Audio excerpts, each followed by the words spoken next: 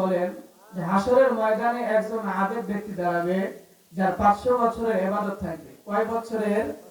500 বছরের। 500 বছর তিনি খালি আল্লাহ তাআলার ইবাদতই করেছে। কি করেছে? আল্লাহ তাআলার ইবাদতই করিয়ে 500 বছর কাটায় দিয়েছে।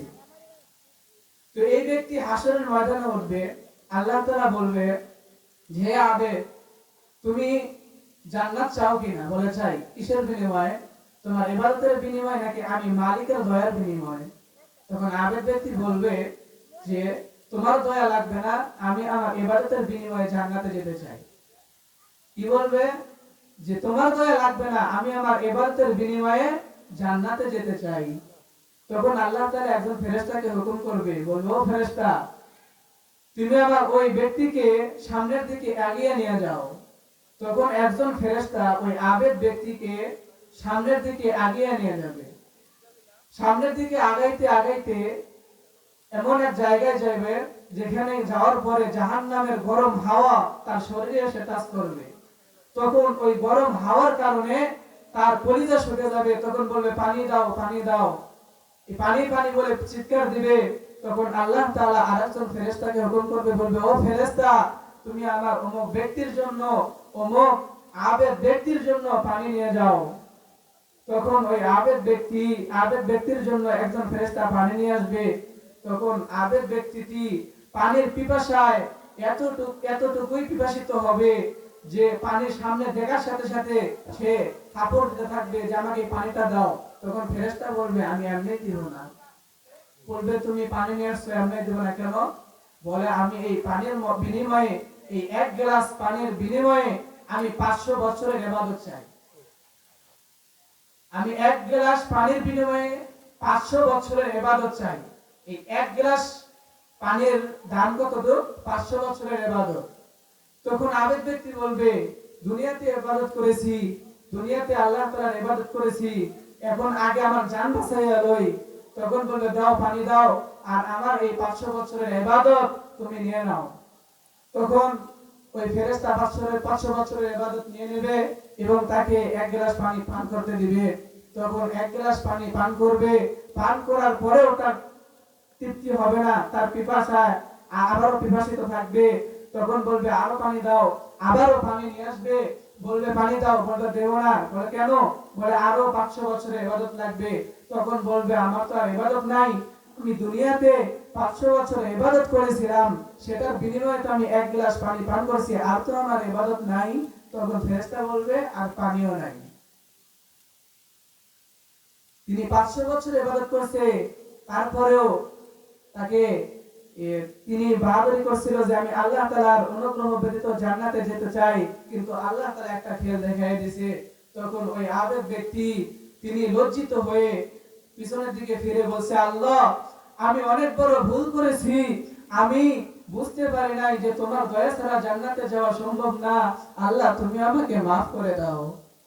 তখন আল্লাহ তাআলা তো গফফার, আল্লাহ তাআলা তো গফুরুর রহিম, রহমান, সাত্তার।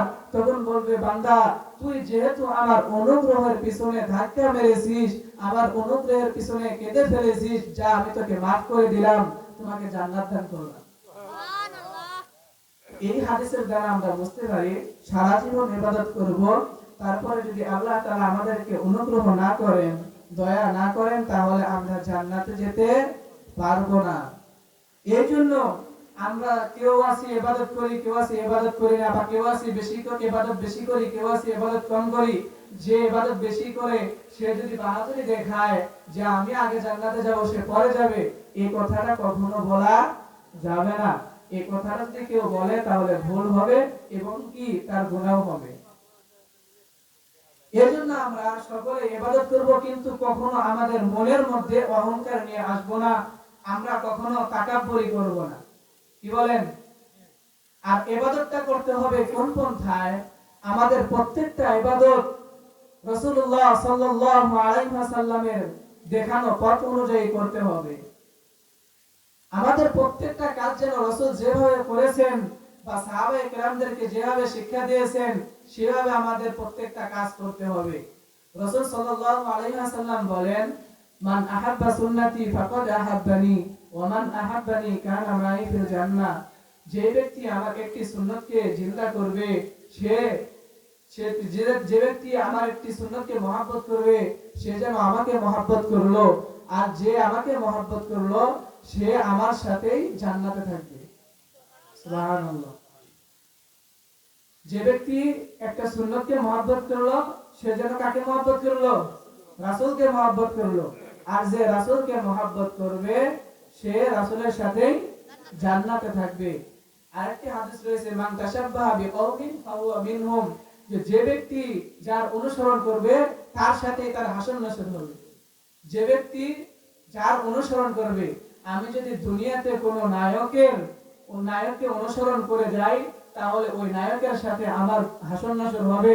আমি যদি এই দুনিয়াতে অন্য কোনো কাউকে অনুসরণ করি, তাহলে তার সাথে আমার হাসর নাসর হবে।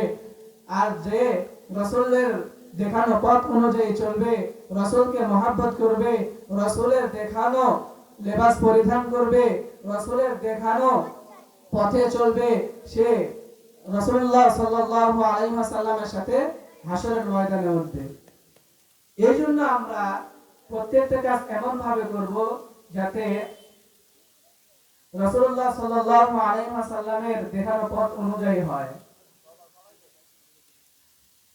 একটি হাদিস রয়েছে, মান তামাসসাকা বিসুন্নতি ইনদা ফাসাদি উম্মতি ফালাহু আজরু মিয়াতি শাহিদ, যে ব্যক্তি কোন একটি সুন্নতকে জিন্দা করলো, সে গলা কাটা 100 শহীদের সমপরিমাণ সওয়াব পাবে।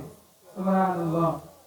কোন ব্যক্তি যদি এই ফিতনা ফাসাদের জামানায়, ফিতনা ফাসাদের জামানা তো এখন কি বলেন, এখন ফিতনা ফাসাদের জামানা, তো রাসূল সাল্লাল্লাহু আলাইহি ওয়াসাল্লাম বলেছেন, কোন ব্যক্তি যদি আমার ফিতনা ফাসাদের জামানায় একটি সুন্নতকে জিন্দা করে, তাহলে সে 100 গলা কাটা শহীদের মর্যাদা লাভ করবে। সুবহানাল্লাহ। সুন্নতের অনেক কিছু রয়েছে, আমরা প্রত্যেকটা কাজে আমাদের সুন্নত রয়েছে, প্রত্যেকটা কাজে আমাদের রাসূল সাল্লাল্লাহু আলাইহি ওয়াসাল্লামের তরিকা রয়েছে। আমরা ঘুমাতে গেলেও তার তরিকা রয়েছে, আমরা খানার সময় সেটার সুন্নত রয়েছে, খানা থেকে ওঠার সময় সেটার সুন্নত রয়েছে, আবার টয়লেটে যাব সেটারও সুন্নত রয়েছে। প্রত্যেকটা কাজে আমাদের সুন্নত অবস্থা আমাদেরকে রাসূল সাল্লাল্লাহু